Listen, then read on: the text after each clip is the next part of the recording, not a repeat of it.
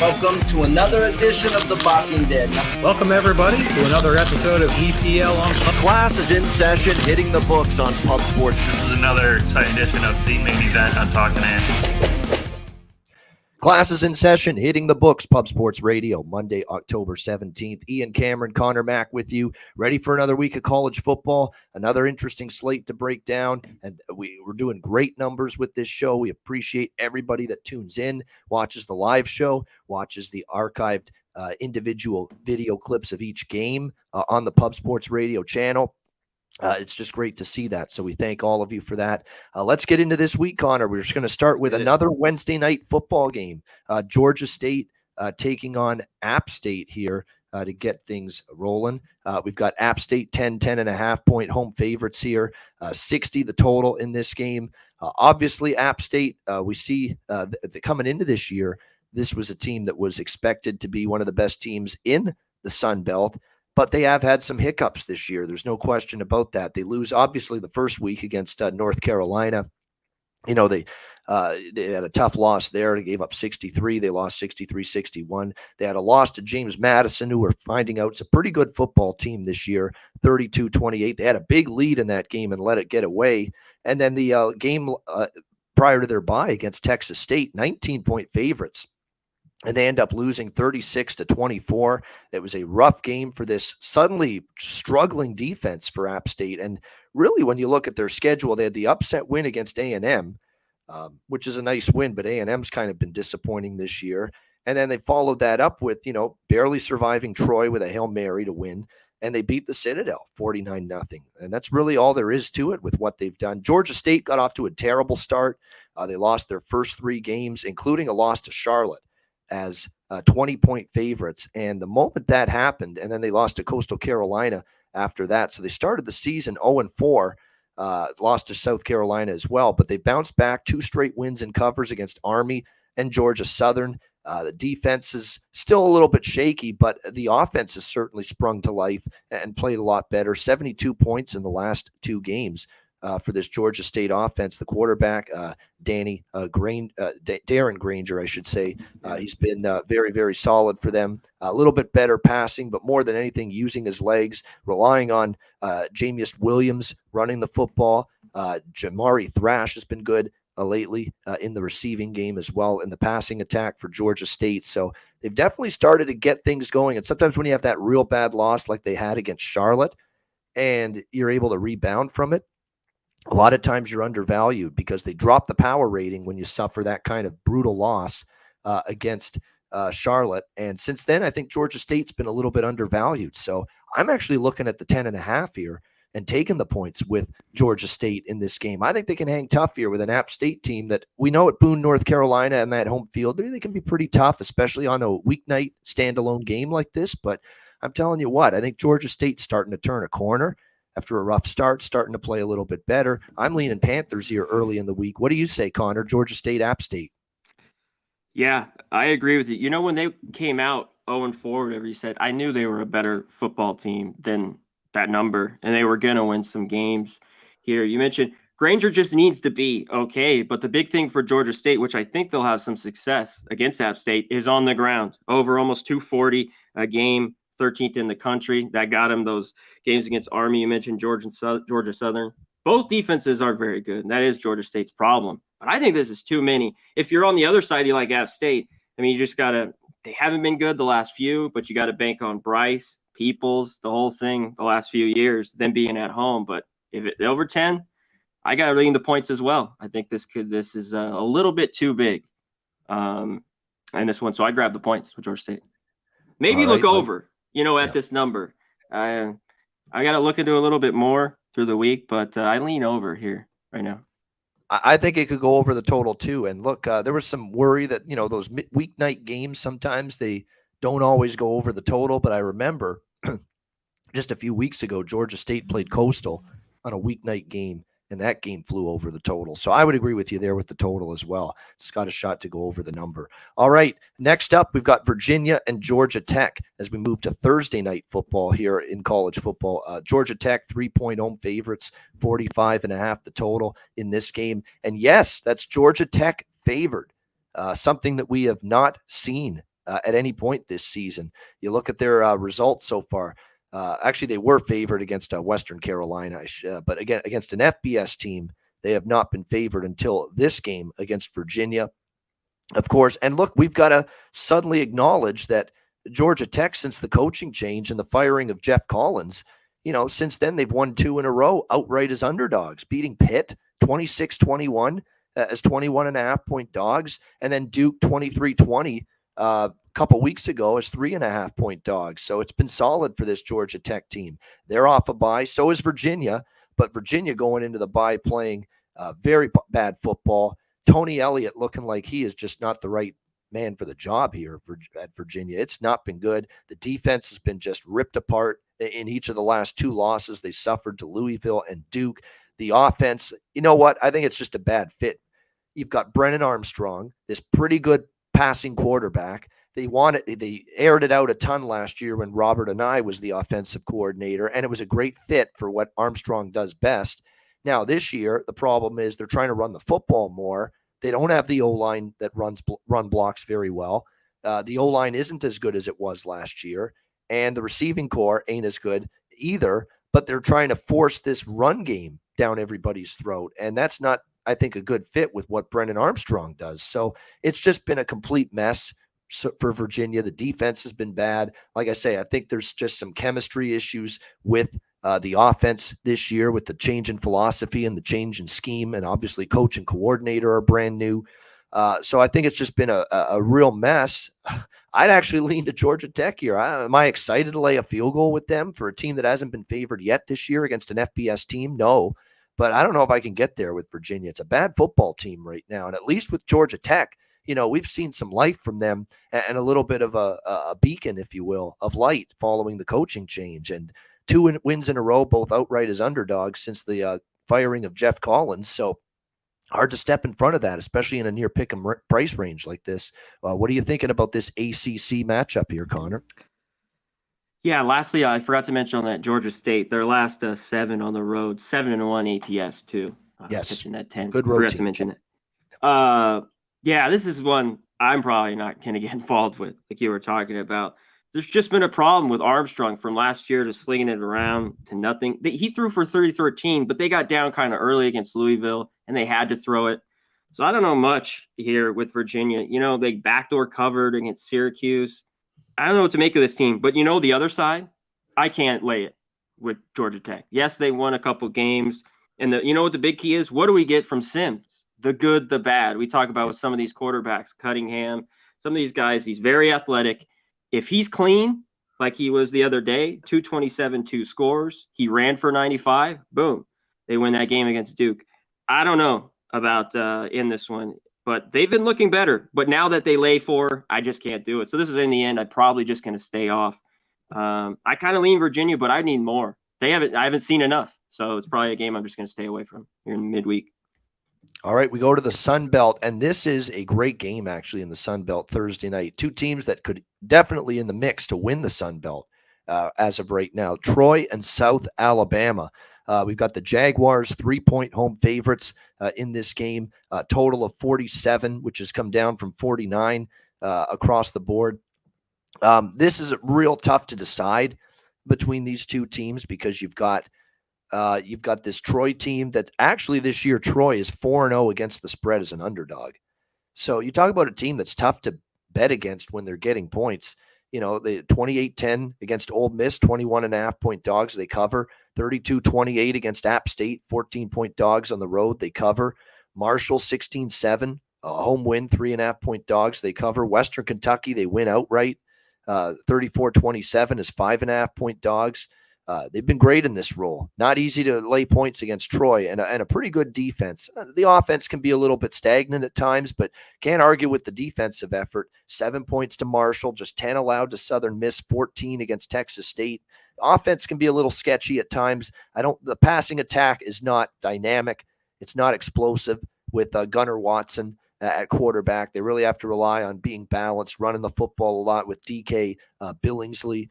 But still, they can get enough done offensively to be successful and rely on the defense. South Alabama definitely, I think, defensively when you look at these two teams, Troy defensively has been very good. So is South Alabama, though. They can match Troy defensively. And in fact, South Alabama's got a better run defense, allowing just 94.8 yards per game on the ground, which is pretty impressive. Their secondary is a little bit more shaky, and Troy's more of a passing off. Troy's really struggled at times to run the football consistently game to game. But South Alabama does have the slightly better defensive numbers. South Alabama, definitely the better offensive team. There's no question about that. A very, very balanced, potent offense led by the Toledo transfer at quarterback, Carter Bradley, who's played very well. They have Marco Lee, Omni Wells running the football, and they've got two really good receivers, Colin Lacey and Devin Voisin, I think is how you say it. 7 receptions, 141 yards. Very, very impressive stuff. I got to lean to the Jags here. As long as they're not laying more than a field goal. It's not easy to fade Troy as a dog. I get that. But I think at the end of the day, South Alabama can play defense just like Troy. And if it's going to be a close game, which offense is going to put that drive together in a close game to win? I think it's probably South Alabama at home with Bradley. I just don't know if the Troy offense has been dynamic enough, productive enough, in order to put a drive together in a close game late against, again, a South Alabama defense that's pretty good. So I like South Alabama, too, when you look at the schedules, Connor. I mean, Troy did play Ole Miss, and they did play App State. But you look at South Alabama, they had that game against UCLA, who we're finding out's one of the better teams in the country right now with the way they've started. And they went to the Rose Bowl in Pasadena and nearly beat them, 32-31. As 16-point dogs. UCLA needed a field goal in the final play of the game just to win. So I think that one game alone toughens up South Alabama for a big game like this on a Thursday night, a big game in the conference in the Sun Belt. So I'm going to lean. It's tough. Like I said, it's tough to fade Troy. I like Troy a lot. I back Troy a lot. But I'm going to lean early in the week to South Alabama here, -3. Connor, what do you think? This is should be a good one. Both these teams I backed, and I think I backed the right side. As soon as they're dogs, I took them in the last few weeks. Who someone mentioned was it Matt Stoney? Sorry, I can't see the chat. They're huge favorites. I went the other way with Monroe and Texas State. I thought those numbers were just too big. You see a team like this catching points, and now they're winning, and then they're laying numbers against some of these mediocre teams in the Sun Belt. Man, I think this should be good. I'm not going to mess with the side here. I think this kind of is a coin flip at this number. I like South Alabama at home. Both defenses pretty good. You mentioned the South Alabama offense, maybe just a little bit better, than Troy's. You rip through the numbers with Bradley and some of those guys. I think they could win this game slightly, but I'm not going to mess with it. I'm going to go to the under here because I still think Troy's defense is solid. I think South Alabama can hold down Troy, whose offense is good, but not great. They're efficient, but they don't put up flashy numbers. So I like the under here early in the week today. All right, liking the under early in the week. Yeah, South Alabama 2-0 in the conference, Troy 3-1 in the conference, and they're 1-2 in the Sun Belt West Division. So whoever wins this game is going to have, the driver's seat to win the Sun Belt West Division and obviously be in the Sun Belt Conference Championship game. So this ends up being a very big game Thursday night here with Troy and South Alabama. All right, let's move to Friday night action, and here we have Tulsa taking on Temple. On Friday night, we've got in this game Tulsa and Temple. Tulsa 13-point road favorites, 52.5 the total in this game. All right, I've had my fill. I've had my fill with backing Temple. That's 2 weeks in a row. They broke my heart. The Memphis game was a disaster where they actually had a lead at halftime. They were right in that game the whole way, and then they end up getting run out in the fourth quarter. They lose 24-3. Last week against UCF, great first quarter, great first half. They're going toe-to-toe with UCF, and then they just get absolutely bludgeoned, steamrolled, eviscerated after that, 70-13 by Central Florida in that game. The ground game of UCF just ran over, literally, this Temple defense, and that's going to, the problem here, though, is Tulsa can't run the ball or has not been effective running the football this year. Yet Temple can't stop the run. Temple's better against the pass, and that's the strength of Tulsa. So it kind of isn't the best matchup you could think of for Tulsa offense versus Temple defense. But on the flip side here, you've got, the Temple offense, which, is struggling both ways. Tulsa's secondary is terrible, but Temple's offense is also terrible throwing the football. It's not been good. They don't have a great skill position group at wide receiver. EJ Warner, the quarterback, has been erratic. At times he's been okay. At times he's missed open receivers. So, it's kind of like, yeah, you can take advantage of Tulsa's secondary, but I don't know if Temple's the team to do that. And then on the flip side of this matchup, yeah, you can take advantage of Temple's run defense. I don't know if Tulsa's run offense and run game can do that. So that's why it's like neither team. I don't know if either team can take advantage of the weakness of the other. So it's a tough game. I'm out in terms of backing Temple after these last 2 weeks, but I'm not laying 13 with Tulsa. This is probably going to be a pass for me. What do you think, Connor? Tulsa Temple? Yeah, this is just the ugly game. Not one I really want to get involved with. You mentioned Tulsa. I think they'll be able to score. Yeah, Temple was very good. That first quarter looked good, but once I saw them get gashed, I was a little worried by UCF, and then they got their ass kicked in the second half. EJ Warner, not very good. 6 touchdowns, 6 interceptions. But I think they just stick to the run. They could score here because Tulsa is not good. 128th, 119th scoring defense is Tulsa. I think Tulsa will score a little bit on Temple. This total's interesting. I'd like to take the under, but I don't know. Tulsa's played to the over a lot lately. Right now, I lean to Temple on the points at home. But you know what, Ian? I need more than this. I want 17 or more to feel great because I don't think you should feel great laying this number with the bad Tulsa team on the road. I wouldn't feel great. So I think it's a game you just stay away from here. All right, saying stay away, says Conor Mac. All right, let's go to Conference USA, UAB and Western Kentucky, another Friday night game taking place. Western Kentucky, 2.5-point home favorites, 57.5 being the total here in this game between these two teams. UAB is clearly showing a few more signs of vulnerability without Bill Clark, of course, who's no longer the head coach. And to be quite honest with you, the UAB defense isn't what it's been in years past. We think of this team a very good defense for many, many years. I don't want to say the defense has been horrible, but they definitely haven't been nearly as good. All their numbers across the board have gone down a little bit defensively. So can Western Kentucky, the good news for UAB is the secondary's held up rather well, but at the same time, they have not faced the kind of passing attack, in my opinion, that they're going to see here from Western Kentucky and Austin Reed, who's been pretty good. I mean, maybe not quite what Bailey Zappi was, but he's been more than good enough leading this air raid offense, this pass-heavy, fast-paced Western Kentucky offense. 35-17 win against Middle Tennessee last weekend. They got off to a bit of a slow start, and then once that offense gets rolling, it's pretty difficult to stop. Snapping a 2-game losing streak. They had lost back-to-back games against Troy and Texas San Antonio. So it was good to see them bounce back. UAB still has a pretty good offense. It's actually their offense this year that's probably a little bit better than their defense with Dylan Hopkins, who's been a veteran quarterback for a very long time here. Solid numbers, 66% completion, 6 touchdowns, 2 interceptions. Rely on Dwayne McBride, an outstanding running back who's been 137 rushing yards against that bad Charlotte defense. And then 2 pretty solid receivers led, of course, by TJ Jones, Trey Shropshire.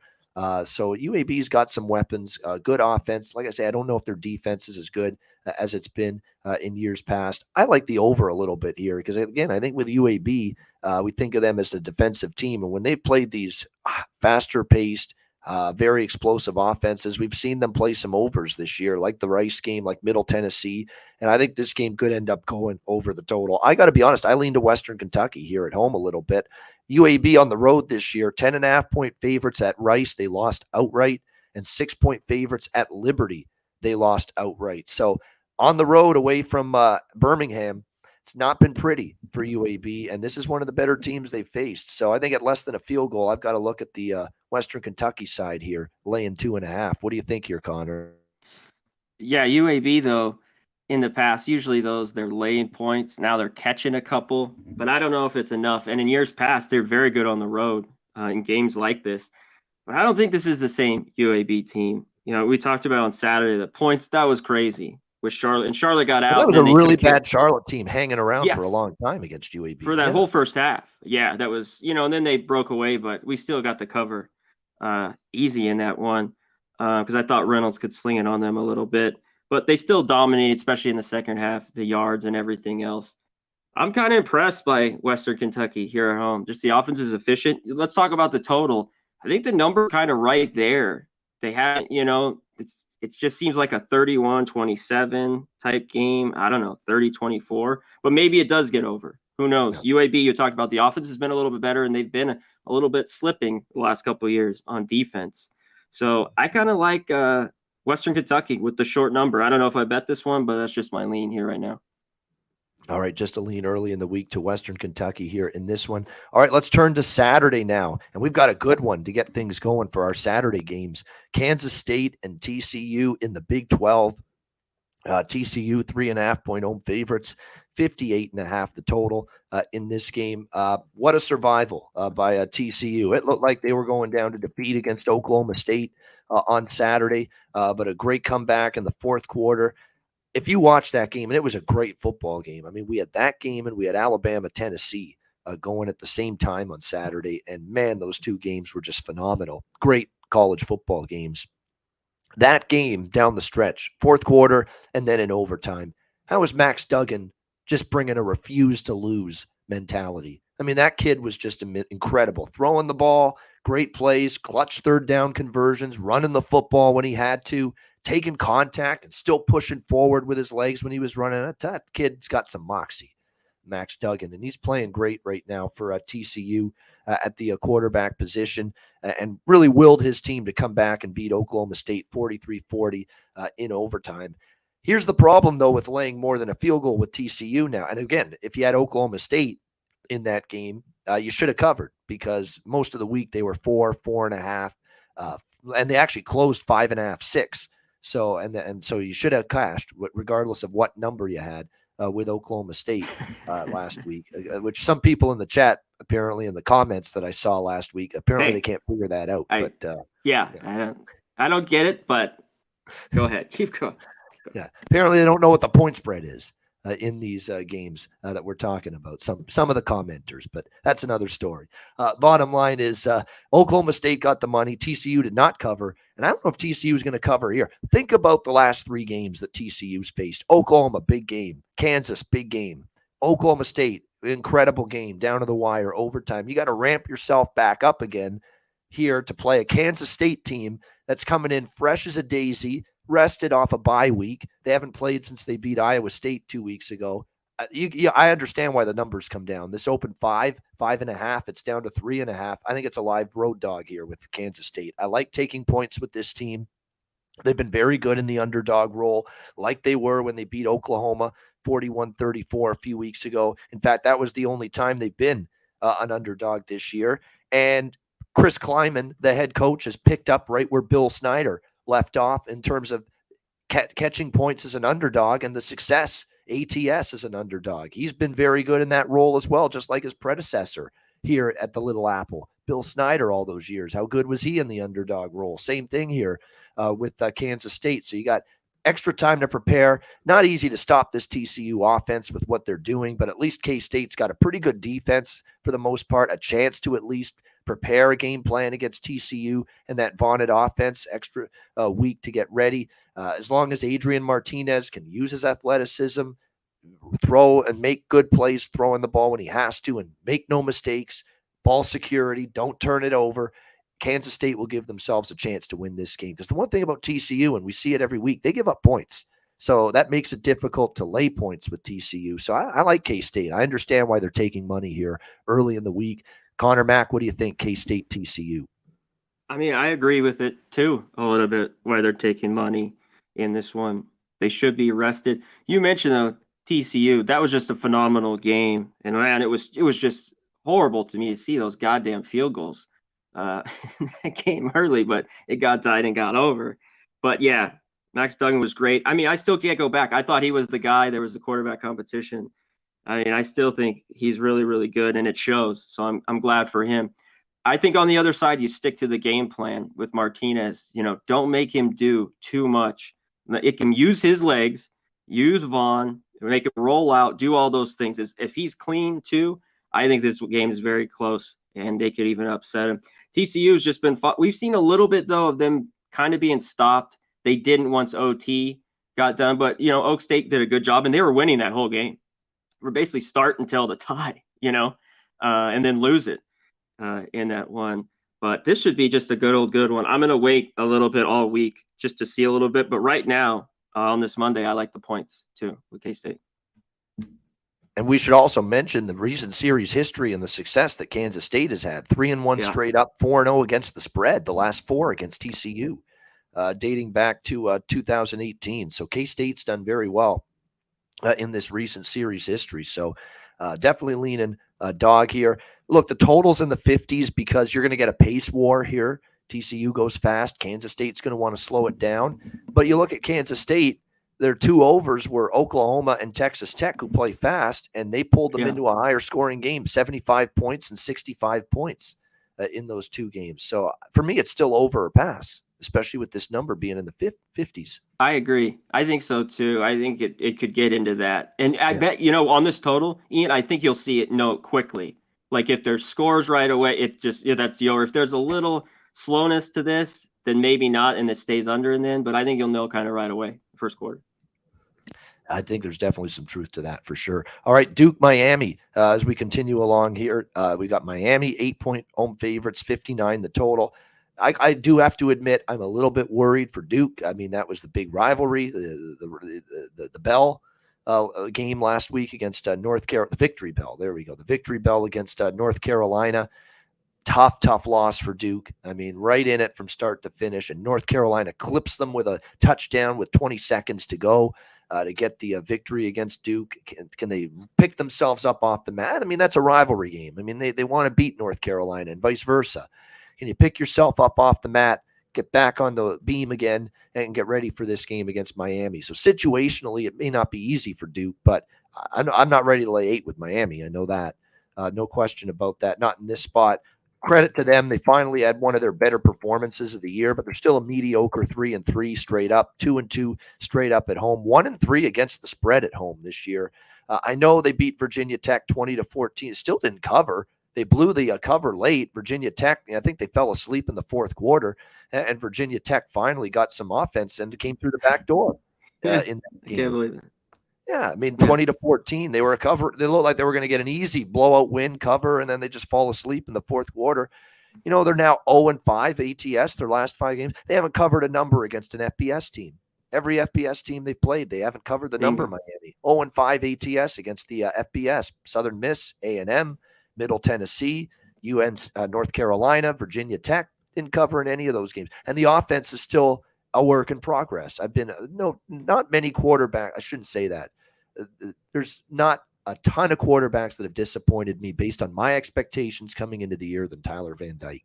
I really expected him to be very good. Hasn't always been the case. So I'm still gonna probably play Duke here. I don't love it. They're coming off a crushing rivalry loss to North Carolina. I'm worried about whether the focus is there. They can get back on track, but I ain't laying 8 with Miami and a team that's failed to cover in 5 straight. That's just not going to happen. So it's got to be Duke or pass for me. Connor, what do you think here? Yeah, that was a rough defeat for Duke, especially by getting their ass kicked the last few years by North Carolina. They still covered, but not the win there. You know what? The only thing is good they're at. I just think they can do well here. The problem is their defense. But Miami, I don't think their offense has done really great with Van Dyke, like you mentioned. This Miami team, then they go out to that lead, and I was shocked by the score because I didn't look at it. I saw it just 2014 at the end, and I go, what the hell? So, and you mentioned the non-covers by Miami. Is that comes now? I don't think so. I know one thing: Duke might not stop too many people, but they can score. This offense is pretty good, and I'm not that high on this Miami team. So initially right now too, Ian, I like the points here.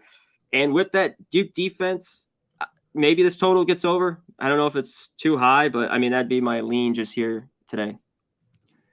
Yeah, I mean, Miami, we've seen Duke struggle defensively against Kansas and North Carolina. They played good defense pretty much outside of that, but those are 2 good teams, 2 good offenses. So I don't think you can penalize Duke too much for that. And Mike Elko, look, Mike Elko had a tough job he inherited here because Duke was just in the sinkhole after last year. And he's done remarkable stuff with this team. I mean, they're 4-3. They actually have a winning record. They're only 2 wins away from bowl eligibility. And even their losses, right to the wire with North Carolina, right to the wire with Kansas, Georgia Tech overtime. I mean, the 3 losses were all 8 points or less, single possession, right in the game. It's been a great coaching job by Mike Elko. You got to give him a lot of credit, no question about that. All right, Texas A&M, South Carolina. We've got this should be an interesting game here. We've got Texas A&M 3.5-point road favorites, 46 being the total in this game. For A&M, it's been a tumultuous season. I think that's the appropriate word to describe it. Tumultuous season for them. It is a bye week for both teams coming into this game. Neither one played last week. A&M a bye week following the near upset against Alabama, the game where Jalen Milroe played for Alabama with Bryce Young injured. And look, I'll give even the much maligned Haynes King credit because Alabama struggled to stop him at times. And it was one of the better offensive performances we've seen from A&M.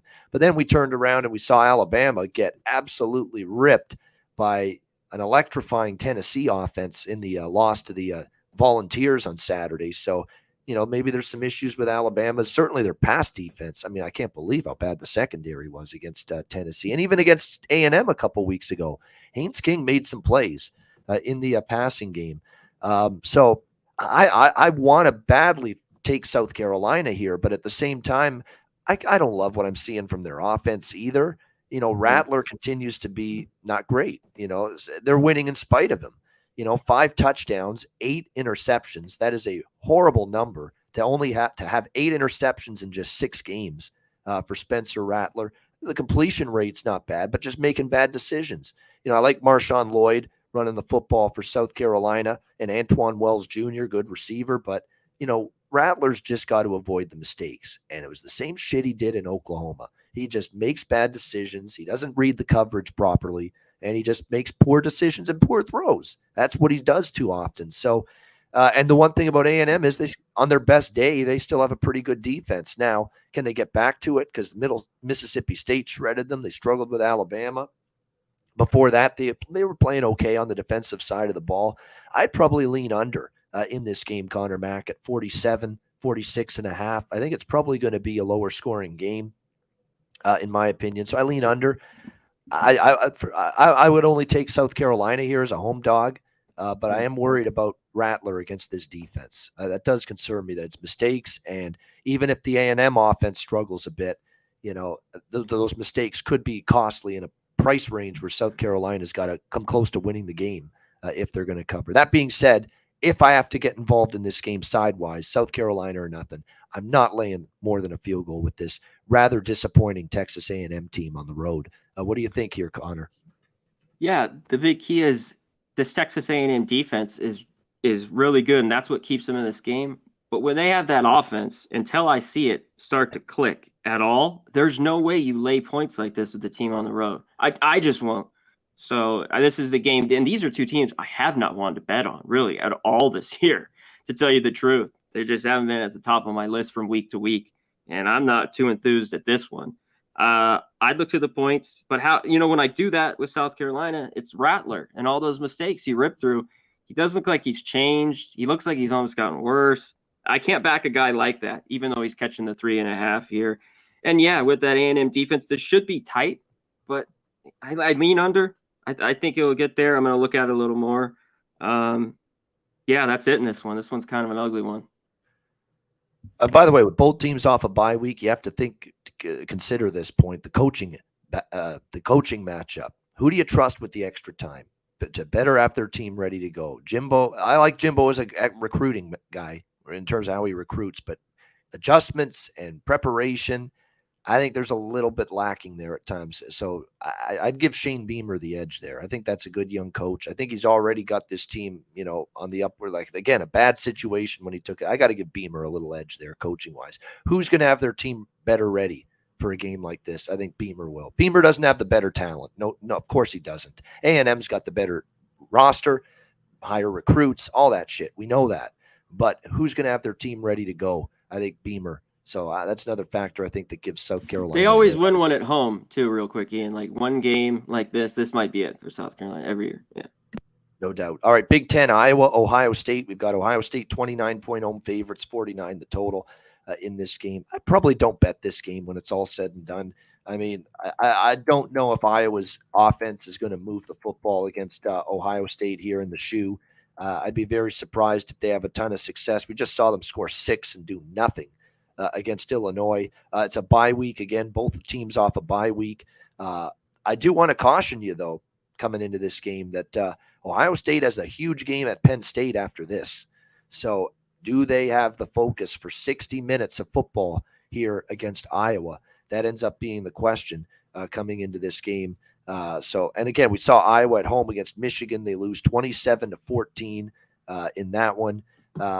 If they fall behind by 3 or 4 touchdowns, they ain't coming through the back door. Not with that offense, and not against an Ohio State defense that is a lot better than it was last year. Jim Knowles is looking like one hell of a home run hire at defensive coordinator, bringing him over from Oklahoma State. This defense is a lot better. I just don't want to lay this many. There's nothing that could get me to take Iowa, but I don't want to lay this many, so it becomes a pass for me. Anything here, Connor? Yeah, this is crazy. You can't just do it. They can't score. Iowa, I haven't seen anything that's made me want to look to take this team at all this year. Wow, that's just been horrible. I'd only look at Ohio State. You know, one thing, though, I think the defense is a little bit better, Ian, with Ohio State, but I don't think they played much anybody. Big Ten, the offenses are not very good in some of these schools. Michigan State's down. Iowa's down. Wisconsin, I think, is down. So until Ohio State plays Michigan or somebody else big, we'll see how good that defense is. To me, I think it's late or pass. And you know me, I'm probably not going to get involved at all in this one. You're probably wondering to yourself, what do we need to see to finally get the Iowa backup quarterback into a game? Because Spencer Petras, we've seen enough of him now. He hasn't gotten any better from year one to whatever year. I think it's his 3rd year now with Iowa. What do we have to fucking do to see Alex Padilla, the backup quarterback? Well, the problem is when Padilla got in there last year, when Petras was hurt, he wasn't any good either. So, it's like that's the problem. But at this point, don't you have to give him a shot? I mean, Petras, we know what he is. He's not good. Maybe we got to just give the backup a shot. It can't be any worse. He's just going off his starter time. Parents? Yeah. They're just, I don't know what it is. Like, he's been the starter there the last 2 or 3 years. He's got to get yanked, I think. He keeps playing like that. I mean, this is the same movie every week with Petras. It's a limited, almost non-existent passing game with him at quarterback. All right, Central Florida, East Carolina. In the AAC, we've got East Carolina or Central Florida 5-point road favorites, 64 the total in this game. Well, I'll tell you what, I don't know if this is a sign that UCF is becoming a monster, but they've had 2 monster performances in a row. Now, both were at home. Both were against some, suspect defenses, but you crush SMU and run them out in the second half, and then you just roll over Temple 70-13. They're starting to play good football, UCF. They're starting to get Gus Malzahn's getting this offense the way he wants it. They are a terrific run team. We know that. And they are going to have success against any team that can struggle to stop the run. But East Carolina's defense isn't bad against the run. It's their secondary, as we saw with Memphis. It's their secondary that was really picked apart in that game. So it's kind of not a bad matchup for ECU. On the flip side, Holton Ahlers and the offense, it was pretty solid. They did enough to win against Memphis, but again, the defense couldn't get stops last week. When you look at UCF defensively, they've been pretty solid against both the pass and the run. No big difference in either. I just don't know if I want to step in front of UCF at this point in time. Now, they've only been on the road once. It's worth noting. They haven't faced any sort of true road game other than Florida Atlantic, which is not a team that's been consistent this year, and they beat up on FAU 40-14 in that game. But East Carolina will be a lot tougher defensively than that Florida Atlantic team was. So this is a tough one. I mean, I don't know if I want to get in UCF's way. They're really starting to crank it up. And East Carolina took my money last week. I don't know if I want to rush back to them because they won, but they did not cover against Memphis. So early week, I'm kind of leaning to pass early in the week. What do you think, Connor? I am too. You know what? I really wanted a touchdown here to be on East Carolina, even though that's my lean here, catching the 5 points. I'm always a big fan of Ehlers and these guys at home. You mentioned I don't know what had me that spooked on that game. I'm not taking East Carolina. Not that I was running with Memphis last week in the 5, but and it was just a close one the whole way. Central Florida, though, on the road now. Can this team go to a good spot and win here? I'm not so sure. I think we see points, but is this total just a bit too high? I'm not so sure. I'm going to wait here. I lean to maybe being over. And if you had to, I lean to the dog. Plumlee, he's looked better throwing it. We know they'll run it. Can he keep that up on the road? We'll see. So lean to Carolina at home. Yeah, I could lean to the over because it had gone over in 2 straight years, 2019, 2020. Now, last year was a 20-16 game, but keep in mind that was when Mikey Keene was the quarterback for UCF, and it was late in the year, and their offense was dreadful at the time. So be careful with saying, last year went under, this is going to go under. East Carolina's defense is getting worse, not better, as I continue to look at it. That's the problem. Started out so well, East Carolina's defense, and they haven't been getting better. They've been getting worse. They've been regressing, in my opinion, on the defensive side. All right, BYU and Liberty. We've got BYU 6-point road favorites, 57.5 being the total in this game. If it's no Caden Salter at quarterback, it's probably no Liberty for me. He matters. This is a team that without him at the quarterback spot, it's not the same offense. And look, we saw that last week with the Nate Hampton and Jonathan Bennett combination against Gardner Webb last week, and they were life and death to win that game. 21-20, Liberty as 24.5-point favorites last week against Gardner Webb. So if there's no Caden Salter at quarterback for them, who I think by far is the best quarterback they have, then I'm not going to be looking to back Liberty here. But at the same point in time, what is wrong with BYU's defense? They got absolutely carved up by Arkansas, 52-35. They could not stop Notre Dame and Drew Pine losing 28-20. Oh, and Notre Dame turns around and loses to Stanford last week and could barely move the football at home against Stanford. So that is a ringing indictment of what we're seeing from BYU on the defensive side of the football right now. But you're talking about a Liberty offense that I think is down big time if Salter doesn't go. And we saw it on full display against Gardner Webb. It feels like this should be, if BYU's got their mind right and they're not down in the dumps after Arkansas just laid waste to them, they should win this game by a touchdown or more. I kind of want to take BYU here, but man, I don't like what I'm seeing here. And now this BYU team has lost 3 games. A lot of their preseason aspirations are going out the window. They're relegated to probably a minor bowl game at this point. For all these young, experienced, older kids, is that something that's going to stoke your enthusiasm? I don't know. I mean, a lot of your preseason expectations and goals are going out the window now. And so that's something to keep in mind. I lean BYU. I don't know if I'll get there, though. What do you think here, Conor Mac? Yeah, no Salter for Liberty. I can't back them. I would need more to even look that way. I think under the touchdown, you got to look at BYU.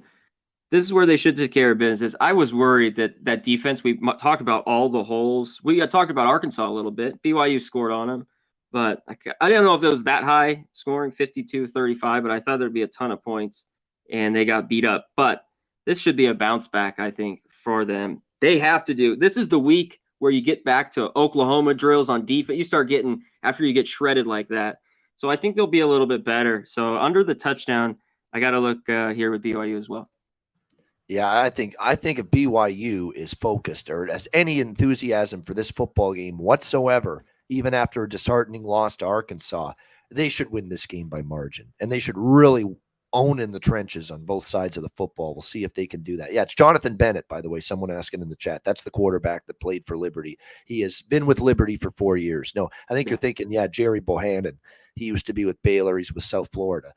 Now, I think that's probably who you're thinking of. But all right, we move on to Marshall and James Madison. Well, what do you know? James Madison no longer unbeaten straight up or ATS after last week against Georgia Southern. losing outright as double-digit favorites. They'll look to bounce back, laying 13.5 here against Marshall, 53 being the total in this game.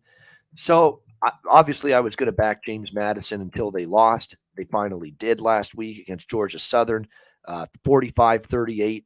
The defense, look, I got to give Clay Elton credit. I was dead wrong on this Georgia Southern team. I thought they'd be bad. I didn't like the hire. Clay Elton's done a nice job here at Georgia Southern. Nice win for them against James Madison. Even Kyle Van Treese looking like a competent quarterback after transferring from Buffalo for that Georgia Southern team. So tough loss for James Madison. The offense is still very, very good with Todd Centeio, the quarterback, the very explosive offense. They put up at least 30 points in 4 straight games. They probably should have success here against Marshall. Marshall's defense is capable. We've seen them give up 23 or less in 3 straight games. They held Troy to 16. They held Louisiana Ragin' Cajuns to 23. But the problem lately has been the offense. Really outside of the Notre Dame upset win, and then they lost to Bowling Green but they scored 31. The offense has kind of dried up. They only put up 7 against Troy. The offense struggled against Louisiana Lafayette last week in that upset loss. Henry Columby was only 9 of 13 in that game, and I believe he got replaced by Cam Fancher. Came into the game after that, and it was just the offense just never got in sync. So keep an eye on this from the quarterback situation for Marshall going into this game. James Madison, what else is new? They're taking money again. I'm probably going to lay off James Madison this week. I mean, they finally lost straight up in ATS for the first time. I'm not rushing to get back on the JMU bandwagon, but again, if I was ever going to endorse Marshall, I would need to look at who's going to be quarterback for them because there's some question who it's going to be early in the week. What do you think here, Connor? Yeah, I think that's a key. And this Marshall offense is just starting to look not very good the last few. You know, we talked about Saturday. I get James Madison kept rolling, but the double-digit favorite on the road, 2 touchdowns, they got to win. That always puts when I look at these, I pump the brakes. So, and maybe that's here. And it's not that I'm rushing with Marshall after I've seen them the last few weeks, but they are at home. I got to see that quarterback, what's going on there with the situation in this one. One thing I do know, I think James Madison will score. So maybe you look at a team total with them. It's just, can they cover the 2 touchdowns here? It'll be close. So I lean them, but I don't know if I get to the window. Syracuse and Clemson next up. Great ACC matchup here. We've got Clemson 13.5-point home favorites, 51.5 the total in this game. This is going to be really interesting because you've got undefeated teams, Syracuse 6-0, Clemson 7-0. I would say Clemson, though, Conor Mac, they're getting better every week. They really are. And let's give some credit to DJ Uiagalelei facing a lot of heat after the way he played last year, after the way that offense played last year. And he's bounced back, and he has been – look, Dabo Swinney was resolute all along saying, you know what? I believe in this guy. He's our quarterback. We're sticking with him. And DJ's been good. DJU with 17 touchdowns and just 2 interceptions in 7 games. How about that for a ratio? 17-2. TD to INT ratio, 64% completions. Man, it's been a great season for this Clemson team.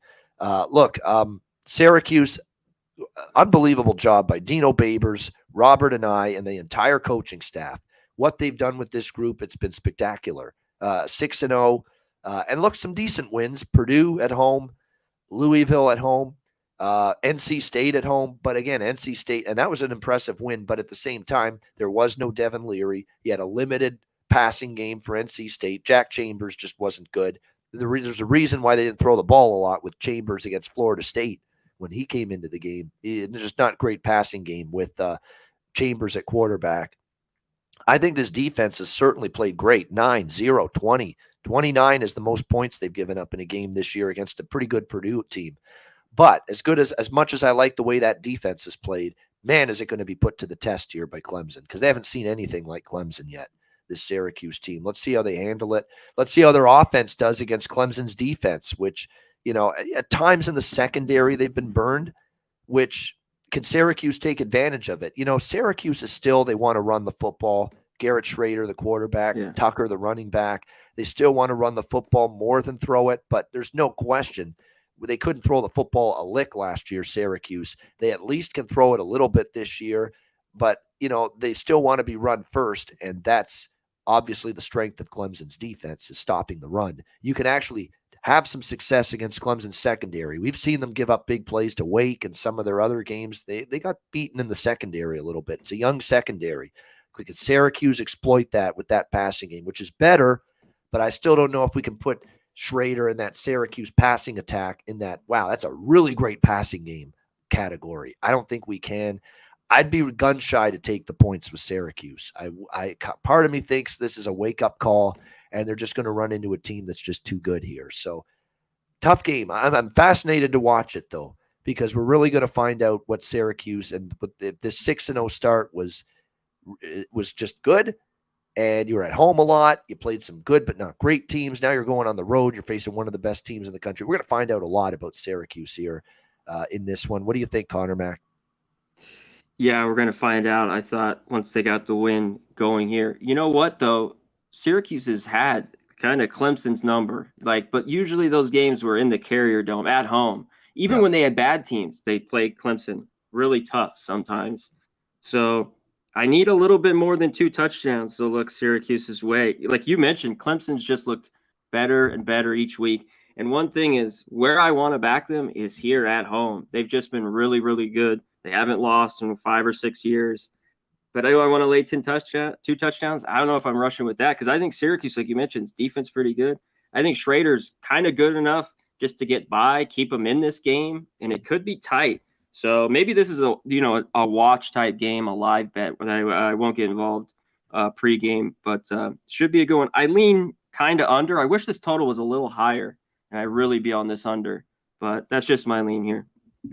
And this is a noon game, noon Eastern. So that's actually a benefit to Syracuse. It's not going to be that raucous night environment in Death Valley on Saturday night. So that's at least going to give them a little bit of a break. True. In this one. I agree with Jacksonville Zoe in our chat. The one concern is if Schrader doesn't have time to throw the ball, is he going to make the mistakes? He's done pretty good negating them, but he could make some here in this game because this is definitely the best defense that Syracuse has faced. We'll see how they handle it. All right, UNLV, Notre Dame. Notre Dame here in this one, 24.5 point home favorites here, 49. I'm on UNLV, Connor. I am. It's too many points. I'm not laying this with Notre Dame. UNLV's actually long-term been good as a road underdog. I've talked about this for years, and it doesn't matter who the coach has been.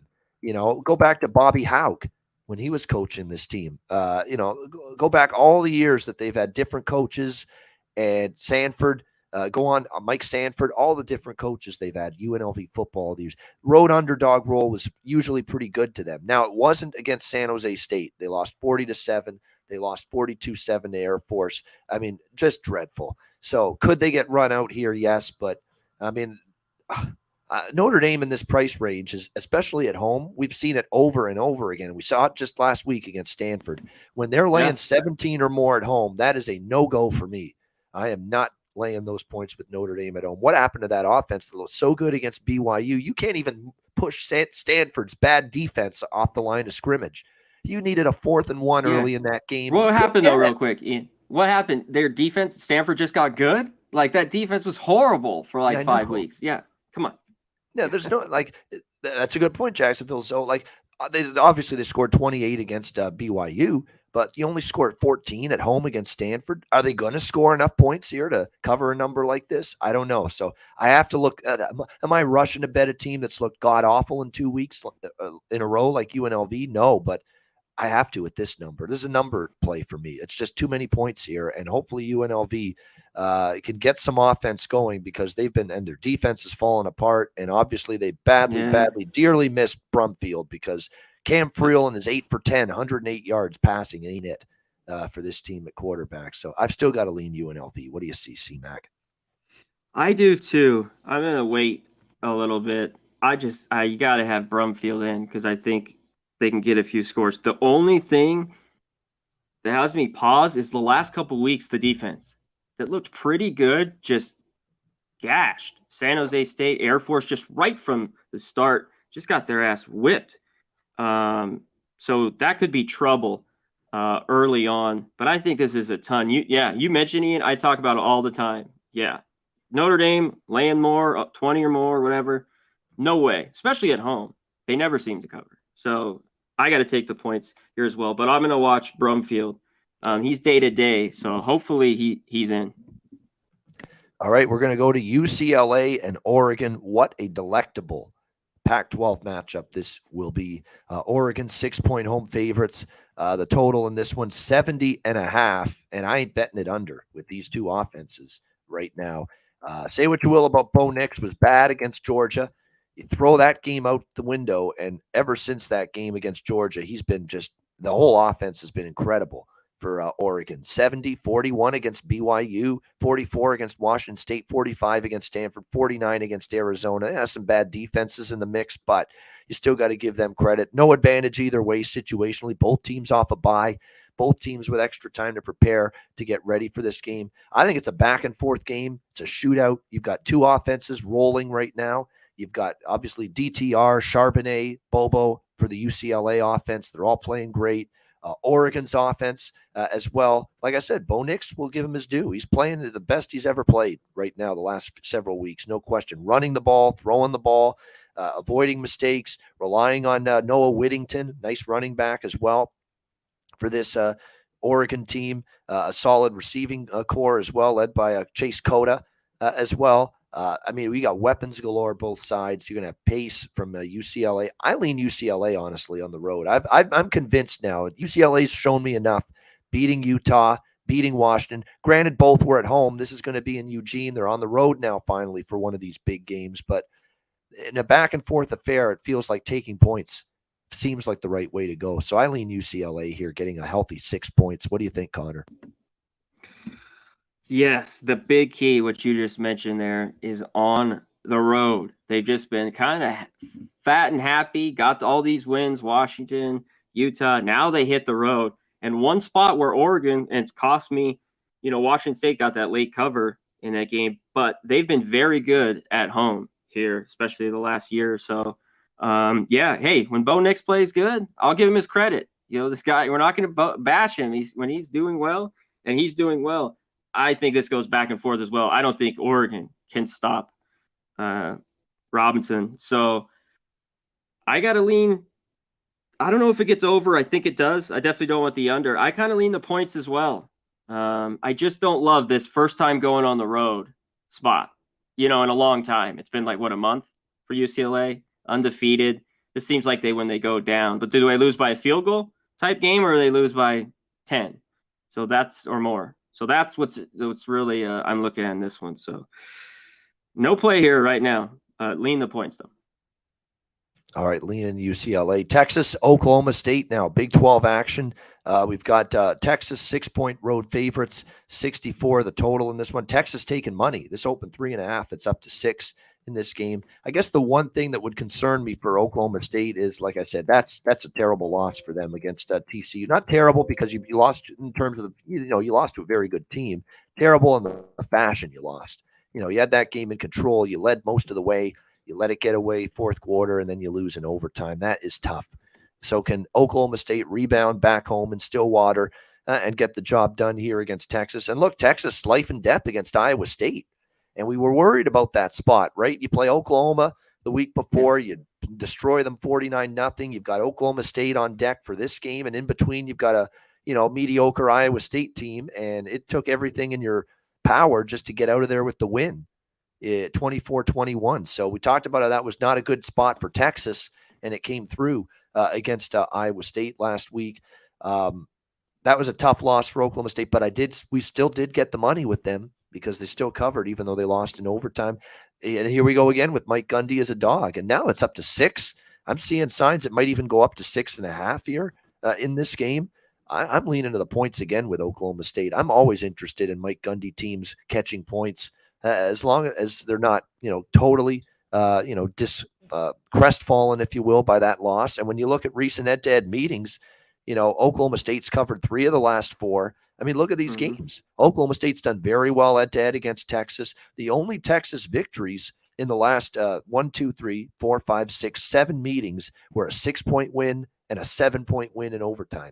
So they have not had it easy against Oklahoma State, and they've certainly not won by big margins against Oklahoma State. So I'm leaning Oklahoma State again this week, and they cashed as a dog for me last week, and I'm thinking of going right back to it here. And lean over as well. What do you think, Connor?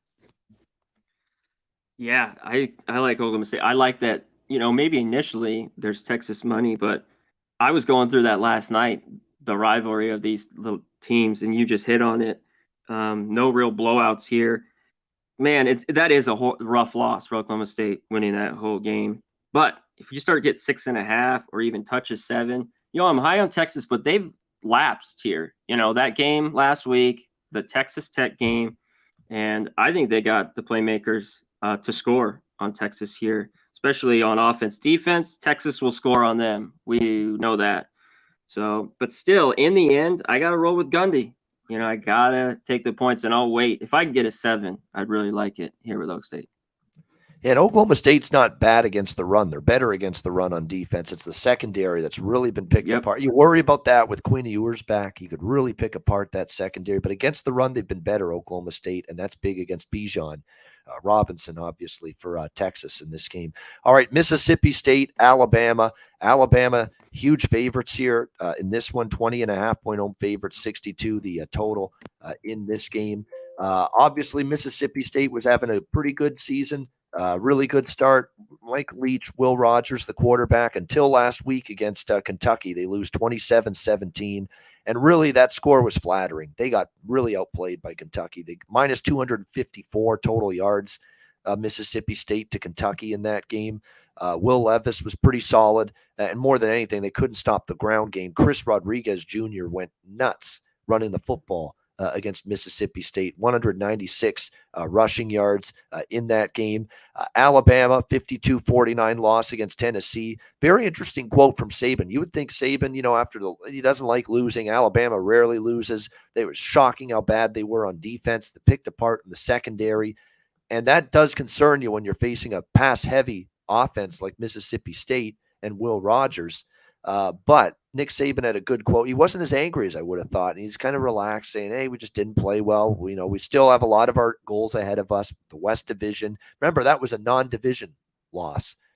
So that's why the West is still there for the taking for Alabama. They can easily still win the West Division, be in the SEC championship game, win the SEC, still be in the playoff. It's not doom and gloom for Alabama. They just have to take care of business in their own division. And even though, like I say, with the Alabama secondary this year kind of struggling a little bit, you would think maybe Mississippi State can take advantage of that. But at the same point in time, I mean, the last 3 years, Leach here against Saban, 38-7, 41-0, 49-9 for Alabama. I mean, they've just destroyed this team. And Alabama is going to be in a foul mood after losing against Tennessee. So if I had to play this game, I'd actually lay the points, quite honestly, especially after just seeing how much they were porous last week against Kentucky. That Mississippi State offense didn't work. What do you think here, Conor Mac?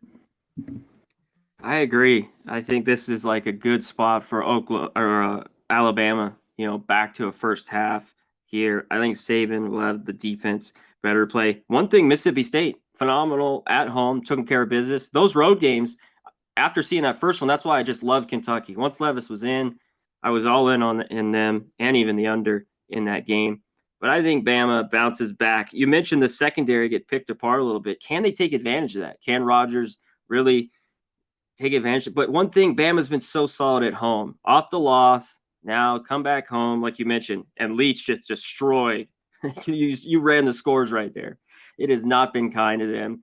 So lose that one, go to Bama. I think they get bounced as well. Maybe look team total, or I always like to go back. I haven't done it in a while. This would be go back to first half here with Alabama.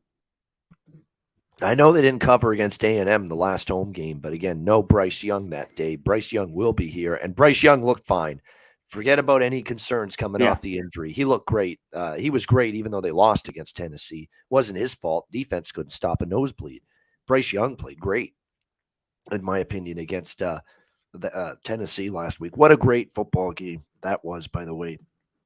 Ole Miss Alabama and Tennessee was just an absolutely terrific college football game. Can't ask for much better than that, including a knuckle sandwich field goal for Tennessee to win it at the end. Ole Miss and LSU. We've got LSU 1.5-point home favorite, 66.5 the total in this game. How about the money shifting toward LSU in this game? Ole Miss open favorites, now LSU favored. Do I agree with that? I don't know. They did play well against Florida, 45-35. It was probably one of the better LSU offensive games this year, certainly passing-wise. Finally, Jaden Daniels got it going, 349 passing yards for LSU in that win. We'll see if they can keep it going here. All of a sudden, Ole Miss defense springing some leaks.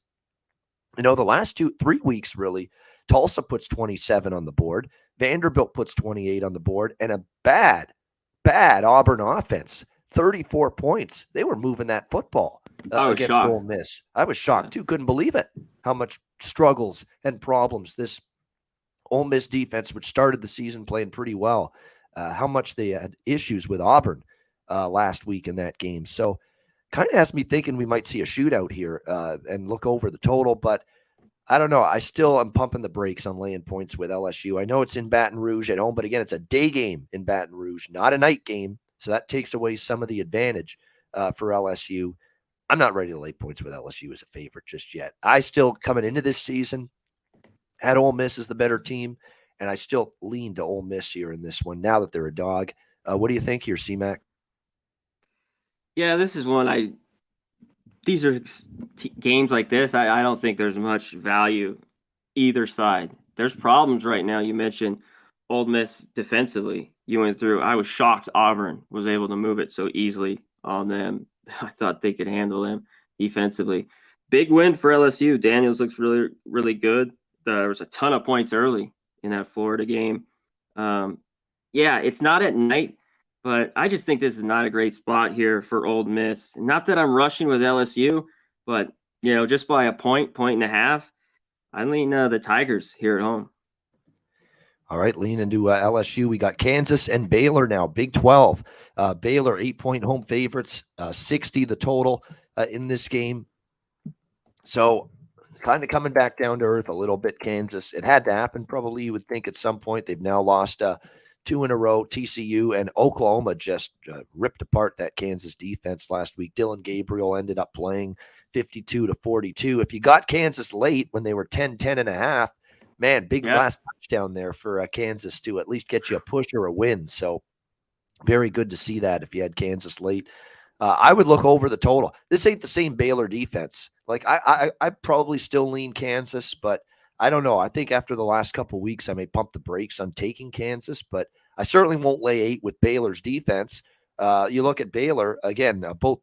Baylor last week against West Virginia, the Thursday game, 43 points. It's not the same defense. They lost a lot of key personnel from that defense last year, and they've given up 79 points back-to-back weeks to West Virginia and Oklahoma State. So I know Bean is a little bit of a downgrade from Daniels at quarterback for Kansas, but I still think they can move the ball a little bit. And I think Baylor will move it with their offense against Kansas, because Kansas defense, you worry about Kansas too. They played a lot of big games. They still aren't deep on the defensive side of the football, and maybe they might be starting to wear down, just a little bit. And has Kansas had a bye week yet this year? They haven't. That's another thing to keep in mind too. Kansas has now gone every week playing. They haven't had a bye week yet. Doesn't it look like that defense is starting to get a little tired, a little fatigued? That's what it's starting to look like to me for Kansas. So I like the over here. I like Kansas a little bit, smaller bet on Kansas, but the bet I like here the most is over the total. What do you think here, Connor? I think so too. I lean over in this one. I haven't looked up. I don't know if he's going to play as Shapen. I know he got bounced out of that game. I haven't looked into it if he's a go this week. But I'm impressed with Baylor. I love West Virginia at home there in that spot. Is this enough? One thing, depending on where you got the points, but the Jayhawks still 5-0 their last 5 road games. Depending on what you got, they're 9-1-1 or 10-0-1, whatever. Their last 11 overall. So I think it's too many over a touchdown. I think they could stay in this one because I just don't trust Baylor's defense isn't very good. Bean made mistakes, against Oklahoma defense. They're just pushing it, but they scored plenty and got the back door, depending on where you got it. Maybe they're running out of gas, but And you know what? Another thing I was rolling through. They've got over the years different football team. They've gotten their ass kicked, in Waco with Baylor. 111 ATS the last 12 meetings. So I still lean the points with Kansas, and yeah, I think I'd lean over as well. But keep an eye, you're right, on Blake Shapen status. He's in concussion protocol. They haven't ruled him out, though. Dave Aranda's saying not ruled out yet for Saturday. We're going to monitor it day by day throughout the week, and we'll see if he can go on Saturday. So he's not ruled out yet, but still very much questionable here for this game on Saturday. All right, West Virginia, Texas Tech. Next up, we've got Texas Tech now up to 7-point home favorites in this game, 68.5 being the total here. Pretty much across the board. Money coming in on Texas Tech. And when you look at it for Texas Tech, obviously it's a team that's had some pretty solid results. Remember, they beat Texas a few weeks ago at home. Don't forget that. They're actually 3-0 straight up, 2-1 against the spread at home this year. The Red Raiders, see if they can keep that going here against West Virginia, who are coming off of that aforementioned win against Baylor, 43-40. I mean, the offense is pretty good at times for West Virginia. When JT Daniels gets it going, it can be a pretty good offense, and he had it going last week. Tony Mathis Jr. got the run game going. They've got a terrific receiving core, Caden Prather, Sam James, and, of course, Bryce Ford Wheaton. A lot of weapons for West Virginia. Texas Tech entering this game off a bye week, so it's an advantage Tech. And I think people see that. They're betting Texas Tech here in this game. Plus, there's some talk that Tyler Shuck, who hasn't been available all season, might be back. Not that they would start him instead of Baron Morton, who was in for the last game against Oklahoma State. But, the chances are if Shuck is healthy enough to play, they'll probably start him, because he was the guy that was supposed to be their starter coming into the year. So we'll see how that goes. But, yeah, it's definitely advantage Tech. It's situationally off a bye. I don't know if I want to lay 7, though, now. We know it's a dangerous West Virginia offense with Daniels. Could backdoor potential.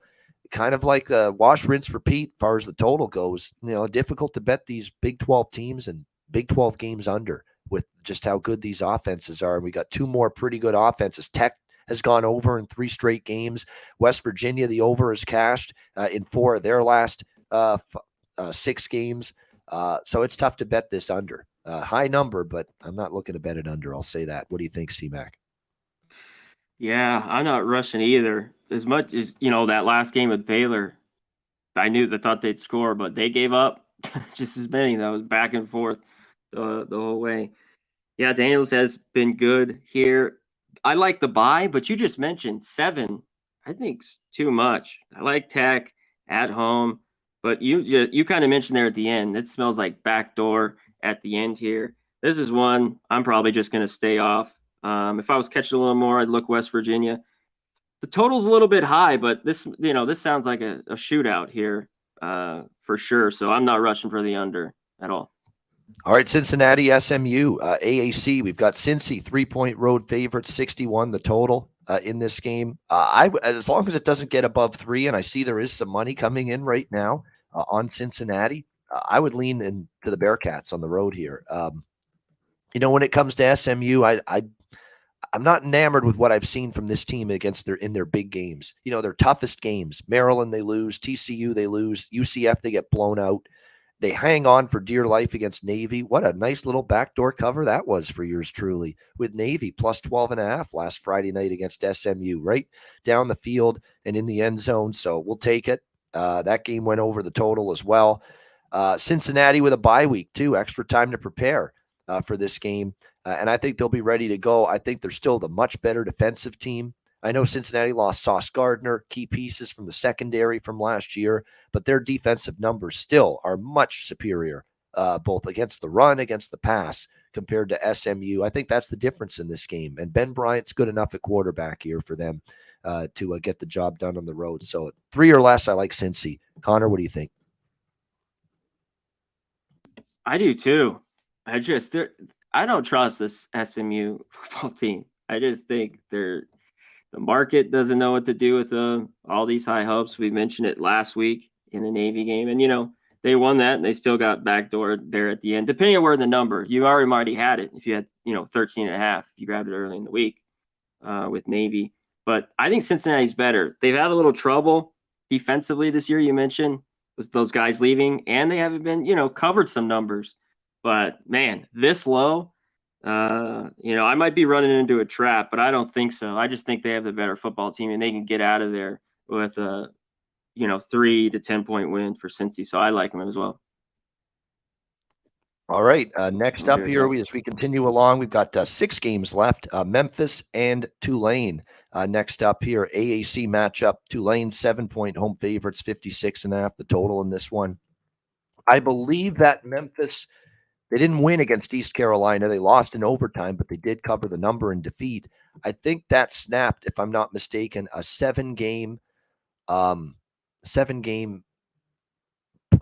failure to cover streak for Memphis on the road with that game against East Carolina last week. But still, they've not been exactly a great team on the road. I think in the underdog role, I should say, the road underdog role. And here they are in the road underdog role. They had failed to cover 7 straight prior to the East Carolina game. We'll see how they do here against Tulane. I'm not fading Tulane. Tulane's been my meal ticket. They've been one of my cash cows this year. No question about that. It's a situation where, for me, when I look at this game, Tulane continues to get better every week. I like the way they're playing on defense. They were kind of leaky on defense against South Florida, but when you get scoring at will, like they were in that game, it becomes a situation where, you end up being having a tough time with your defense, having that focus, that intensity for the entire game. So, I think Tulane has just been a team that I pegged for big time improvement this year, and they have not disappointed me. 6-1. What a job by Willie Fritz. Pratt at quarterback, solid. They've got a good Tajay Spears is a terrific player on offense. Like I say, the defense has been very good for the most part. Tulane or nothing for me. Tulane or nothing for me. Now that it's up to 7, maybe I pump the brakes, but I'm not trusting Memphis. And look, Memphis up. Think about Memphis too. Do they have any? This is where Memphis could let go of the rope. Think about how they blew that game against Houston 2 weeks ago. And then they lost a gut wrencher last week against East Carolina. Battled back, forced overtime, only to lose 47-45. They may not have anything left. They may be completely and utterly demoralized, as Andrew Carr in our chat says. Great word. I mean, to me, this is Tulane or nothing. Tulane's better team anyway. So I actually still might lay it. It won't be as strong as last week against Memphis because Memphis did get me. But Tulane is not a team I'm stepping in front of. They're that good. And I've only need one more win out of Tulane to cash their win total over. I have over 6.5 wins with Tulane. They just need one more to get it done. What do you think here, C-Mac? Nice. Beautiful. I like Tulane as well. I stayed off them being on the road, laying doubles, but they just got the cover last week by 2 touchdowns. They'll be able to run it all over Memphis here. I worry that there could be a score late, or they might score a bunch and Memphis gets a junk touchdown, because I like this under a little bit, because I like Tulane's defense. I just don't know if they get kind of sloppy and it could get over. But 56.5, I'm looking under, and I don't love the 7, but that'd be the only look. You mentioned the tough loss, and they hang in there with ECU and lose. And they have a bad defense. They might be able to score it, but that defense can't stop anybody. Tulane just hand it off. I would just hand it off left, right, run down, and score.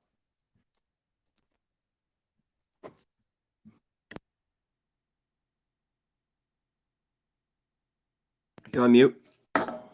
Yeah, I think just give the ball to Tajay Spears quite a bit. And if you give him the ball, he's going to be able to do good things for you against this Memphis defense. No question about that. But, yeah, Tulane, great season, great bounce back year for them so far. All right, Purdue, Wisconsin in the Big Ten. We've got Wisconsin 2-point home favorites, 51-52 the total. There's no doubt Wisconsin is showing a little bit of life since the coaching change, but they still end up losing to Michigan State 34-28 in overtime last week. Very surprising to see the defense. Well, the defense has had some bad games this year, Illinois, Ohio State, but with the way Michigan State was struggling on offense, it was surprising to see Wisconsin have that kind of defensive effort for Jim Leonard, who will now be coaching his 3rd game since taking over as the interim head coach for the fired, dismissed Paul Christ. We'll see how this one goes. Purdue, 4 wins in a row for them. They beat Minnesota on the road as dogs. They beat Maryland as dogs on the road. Nebraska, a little sloppy. Not a great defensive showing from Purdue. But boy, offensively with Aiden O'Connell, they continue to cook. How about Devin Mockabee for 178 rushing yards against Nebraska? And Charlie Jones, man, this connection with Charlie Jones and Aiden O'Connell's been special for Purdue. Those guys have been just great chemistry, quarterback, wide receiver combination right there. When you look at Wisconsin's defense, they've struggled against the pass. They've definitely been worse against the pass, and that's where Purdue's really good offensively, throwing that football, chucking that football down the field with O'Connell. So, look, I know they had the big first win, coaching change. We were seeing, okay, Wisconsin should be able to sustain it, playing a struggling, reeling Michigan State team, and they could not do it. They ended up losing. So I'm not laying points with Wisconsin here. I'm hoping this hits 3, and I might look Purdue again. Purdue in the road dog role, I'm telling you. Road underdogs, this Purdue team. They've been biting teams this year in this spot. The Minnesota win outright as underdogs. Maryland win outright as underdogs. They're 2-0 ATSs. Big Ten road underdogs so far, and here they are again, road underdogs. I think Purdue might actually be the better football team. So Purdue or nothing for this better. What do you think here, C-Mac? Yeah, that was. I thought that was a bad number with Wisconsin at Michigan State, and not a very good Michigan State team. And didn't get Michigan it State struggling, but they weren't ready to lay 7 on the road. Wisconsin, No, clearly. no, Yeah. definitely not. I think Purdue's the better team. It's just at Wisconsin here, it just seems like a bad spot for Purdue. I mean, this would be big if they can do that. And you mentioned if we could get 3 here, I think that could be key because this could be a close game. Purdue, kind of that when they played last week again, Nebraska, what was it, FAU, even though O'Connell was out, a little bit sloppy, get out, get the win, don't cover. But yeah, when I have the better quarterback here, I want them in the end. I just don't know if I get to the window with this one. Yeah, that's true. Minnesota did not have Ibrahim when they beat Minnesota. That's a good point, Ron. But I mean, this Wisconsin team's just not very good. I mean, they got the one win. They got the one win against Northwestern in a game, in a spot where you knew they were going to be fired up for the coaching change. The first game with the new coach pumps everybody up. They should have been able to follow that up with a win against Michigan State, and they couldn't. And the secondary's not good for Wisconsin this year. And you look at, and everybody talks about Camp Randall, Madison. Oh, tough at home at Wisconsin. They haven't been good ATS at home for a very long time. And this year at home, 17.5-point home favorites to Washington State. They lost the damn game outright. 6.5-point home favorites to Illinois. They lost the damn game outright. So this notion that Wisconsin and Camp Randall there and Bucky Badger, it's this, home field that we need to be quaking in our boots. That's a bunch of garbage as far as I'm concerned. Garbage. BS as far as I'm concerned. Garbage. Wisconsin hasn't been good ATS on the road for a very long time. So I'm not saying I will be on Purdue, but I ain't taking Wisconsin. I will tell you that right now. All right, next up, we've got, as we continue along here, we've got Boise State and Air Force. Air Force, 3.5-point home favorites, 48.5 the total in this game. This is an interesting one because, Air Force has been kind of erratic, but at home, they're not. At home, this team usually gets it done 4-0 straight up, 3-1 against the spread. There was that one home game against Navy, the rivalry game that they didn't cover at home. But other than that, they've been just destroying teams at home. Nevada, 48-20, Colorado, 41-10. It's been pretty impressive. Boise's playing better. I mean, post Hank Bachmeier transferring out, Boise's been a lot better. 35-13. They pummel Fresno 40-20 last week, and they're off a bye week. Extra time to prepare for Boise. I don't like that. If I am betting Air Force in this game, that Boise's got extra time to prepare. That does matter. That being said, you look at recent series history, Boise has struggled at times to defend the triple option. Last year, they lost 24-17 at home to Air Force. They lost. Before that, Boise won a couple in a row and covered. You could say the same thing. Air Force has struggled at times defensively with Boise. So Air Force at home, I do not bet against them, period. And I'm especially not going to go against Air Force laying only 3.5 at home. But Boise's playing better.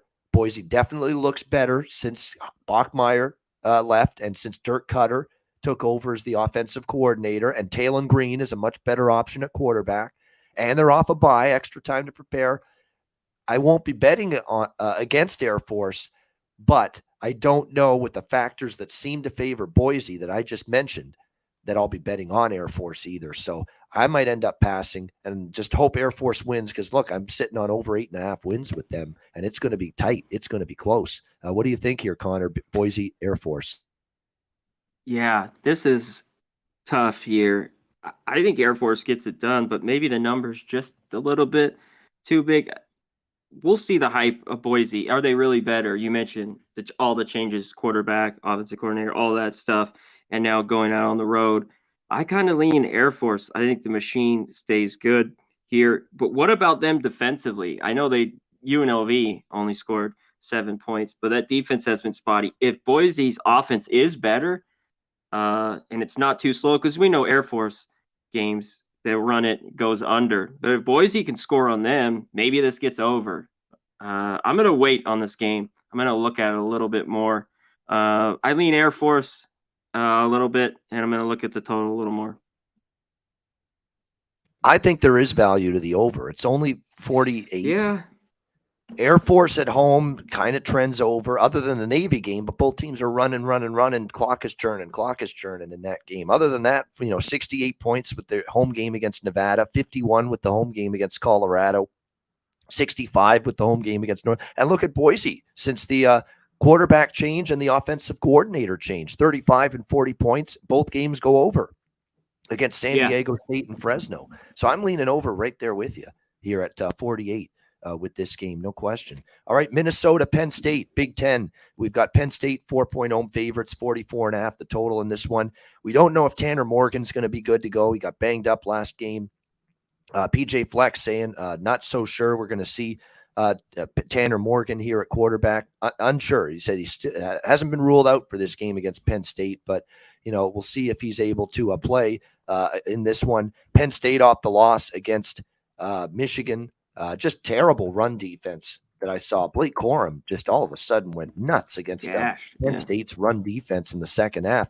I don't like to see that when you got to face another damn good back and Mo Ibrahim here in this game. So, if Morgan's in, I'm leaning Minnesota.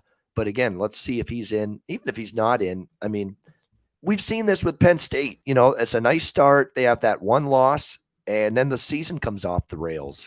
Is this going to happen again with this team where one loss leads to another, we've seen this shit before under James Franklin. So I'm not rushing to lay points with Penn State. Let me put it that way. What do you think, Connor? Hey, me too. They cover this game. Hats off. Everyone jump right back on and bet Penn State. I got sucked into it, I guess. Looking at past scores too, Penn State hung around with Michigan the last few years. But you're right. Nothing's changed. This is the same song and dance. They go 4-0, 5-0, and they've lost 3 straight.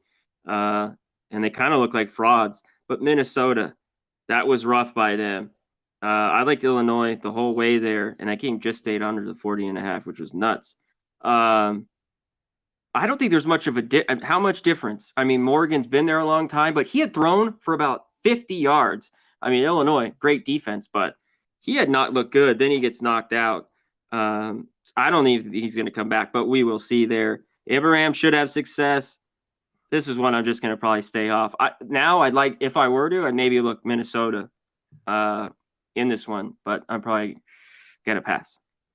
Yeah, that was rough to see how they struggled to contain Blake Corum in that game, and that could be a worrisome thing against Mo Ibrahim here. But again, the quarterback, you got to watch out. Morgan isn't great, but he's still a veteran. He's been around. He knows the offense. Yeah. We saw nothing from the backup, the Greek stallion, Athan Kaliakmanis, for Minnesota in that game. He was terrible. 2 of 6, something like that. Absolutely awful. So we need to see if Morgan's in. That being said, I want to take Minnesota. I'm looking to maybe back the Gophers here, but let's see what the situation is with the quarterback later in the week. All right, 2 games left. North Texas, UTSA, meet the Roadrunners. We've got UTSA here in this one.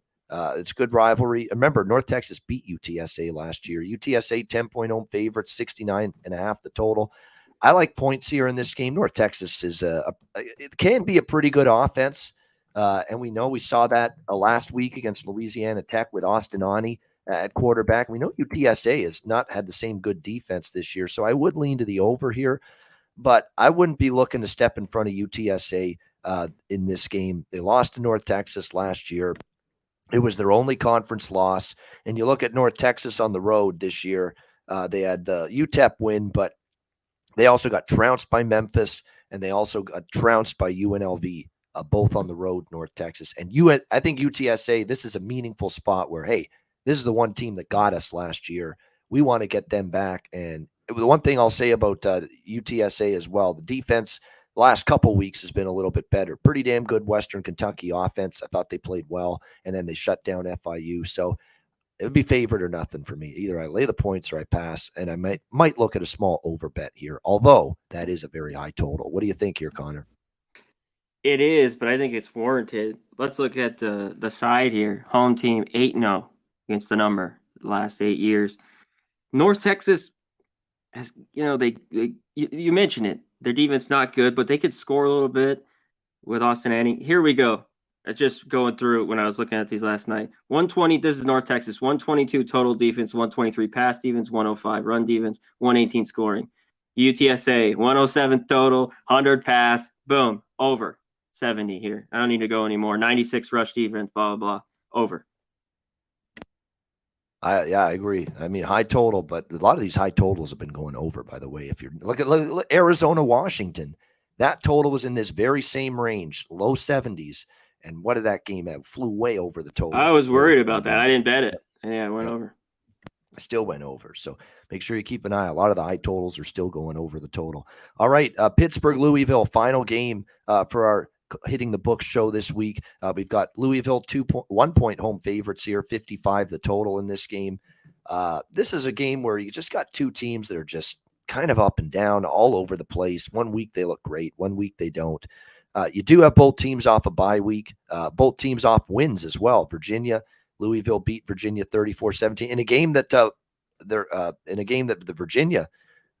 Louisville quarterback Cunningham didn't play. Malik Cunningham was Blake Doman instead at the quarterback spot for Louisville in that game. We'll have to see if Cunningham returns this week against Pitt. Certainly the bye week should help him maybe try to come back here in this game. On the flip side, you got Pitt, Keaton Slovis and the offense, pretty good performance. The defense certainly hasn't been great at times this year. Tennessee, West Virginia ripped them apart. Georgia Tech in the upset, 26 points. They moved the ball well. Virginia Tech, 45-29. 4 straight overs for Pitt. And this is a team trying to play slower and run the football more, and they've still gone over the total in 4 straight games. So I would lean that way over. As far as the side goes, I'm probably going to stay off. It's just two teams that are a little erratic right now. And again, we don't know the status of Malik Cunningham. Ice Guys, for those of you asking, the show is going to be 2:45 p.m. Eastern, the hockey show that I do, Ice Guys, because I'm doing this show before that. So for the next few months. But the Ice Guys is coming up as soon as this show ends. So just making sure people are aware of that. But as far as this game goes, I lean to the over in this one. Both teams off a bye, no edge either way. Let's see if Cunningham plays. Blake Doman actually wasn't that bad for Louisville against Virginia when he took over a couple of weeks ago. What do you think, Connor? Pitt, Louisville. Yeah, he wasn't that bad. I'll wait too with Cunningham. I think he'll be back, but even not, I don't trust the defenses here. They both played okay at times, even Louisville. I kind of like Pittsburgh in this spot. I like Slovis, but that defense you mentioned, it's like West Virginia, Pittsburgh. These aren't the old teams, your dads or whatever, from years ago. Oh. There's a defense hasn't been there for these teams. I want to dig in this one, the total a little bit more. But just initially, I look over. I don't want the under between these two. So tough one here. I lean Pitt and lean the over. Yeah, I mean, and the total only in the mid-50s here as well going into this game. So a modest total. And when you look at the Pittsburgh team, both of these teams, in fact, in terms of their overall total defense, I mean, we got it's not been pretty. And it's not been consistent 1 week to the next. So that's what concerns you for sure. All right, that's a wrap for this edition of obviously the Hitting the Books show. We will put a wrap on this show in just a second. Hit the like button on the way out. As our guy behind the scenes, Big Show, says, make sure as well that you check out the store, Pub Sports Radio store. We've got new T-shirts, hoodies. Make sure you check out all that. Big Show _picks on Twitter. He's got the link for that. Make sure you check that out. We are excited to have the NBA Pub Hub back for a brand new season starting later today, 4 p.m. Eastern. And we'll be Monday to Friday, 4 p.m. Eastern with that. Excited to have NBA and the NBA Pub Hub show back, one of the staples here at Pub Sports Radio. Good to have that back. We will wrap the show up right after we hear from Southtown 101 and Manscaped.